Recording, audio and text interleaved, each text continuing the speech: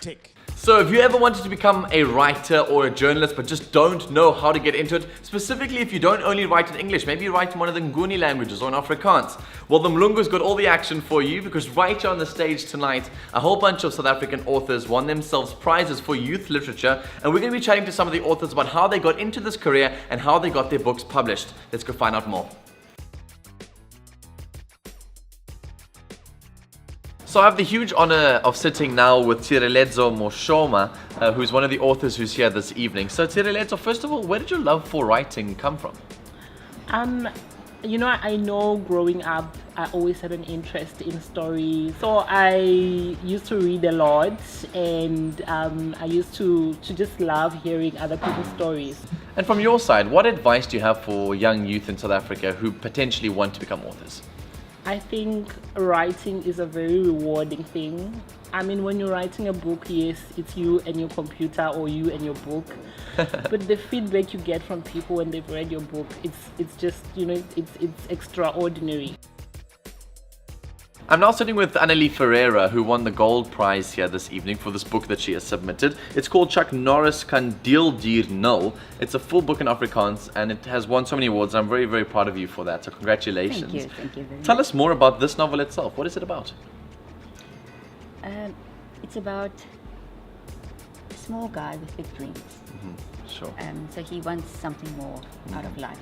And the question is, will he achieve them? Any words of advice for young South African authors out there, or people who just love literature and would like to be in your shoes like yours and maybe write novels in Afrikaans?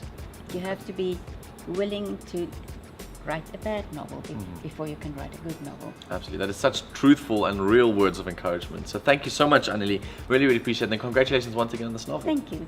You're very welcome. I'm so excited now that I'm going to sit down with the lady who makes all big writers' dreams happen. Her name is Michelle, and she's the group head of there's two publishing companies, one underneath each other, and specifically Tafelberg. You're very involved with the work that they do. So first of all, thank you for joining us on the show today. Tell us more about your role as a publisher. How did you get into publishing, and what is a publisher? Publisher decides what to publish in a publishing company. So we receive the manuscripts that authors send in to us, and then we read it ourselves. Sometimes we send it out to readers out there that we know the market and know the genres.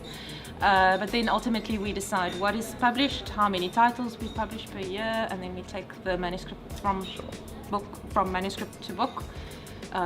Get it printed, get it cover, get it in stores. All of that, yeah. Fantastic. And if I maybe am young and I really like the idea of making people's dreams come true, or I like writing, or I like books, and I want to move up in the world and maybe become a publisher like yourself, what is your suggested route? I think firstly, look at the publishers in South Africa, check out who they are. There's a lot of scope for marketing people in publishing, and I think that's the way that many people get into. If you feel like you want to be an editorial side as well, perhaps go through the marketing side, because that's also where you learn about the market, the people you're actually publishing for. Oh, thank you for joining us on the show, and thanks for that advice.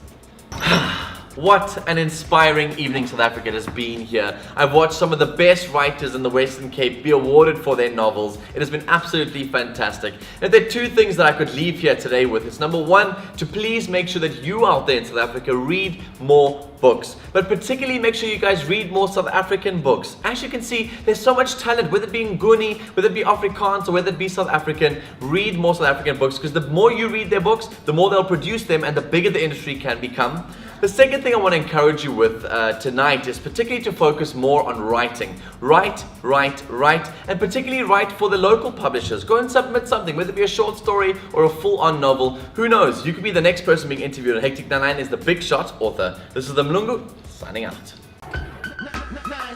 Hectic.